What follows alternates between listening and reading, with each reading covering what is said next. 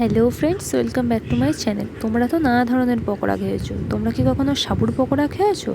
হ্যাঁ, সাবুর পকোড়া, যেটা আজকে আমি মার থেকে শিখেছি। তো দেখো, এর জন্য লাগবে সাবু এবং কিছু মশলা।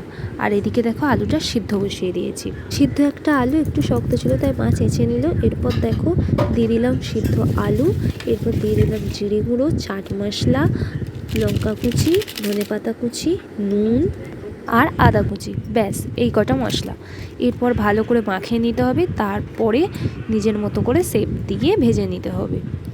অনেক সময় বারব্রতের দিনে সাবু বেঁচে যায়, তো তখন ওই সাবু তো খেতে ভালো লাগে না, তো তখন তোমরা এইভাবেও বানিয়ে ফেলতে পারো। বা বারব্রতের দিনে যদি সাবুটাকে তোমরা এরকমভাবে করো, তো বেশ ভালোই লাগবে। বিকেলে চায়ের সাথে তোমরা এটা সার্ভ করতে পারো। অনেক সময় আমরা বিকেলে কি খাবো বুঝতে পারি না, তো তোমরা এটা ট্রাই করে দেখতে পারো। আর এদিকে পকোড়া রেডি, আমি সসের সাথে সার্ভ করেছি।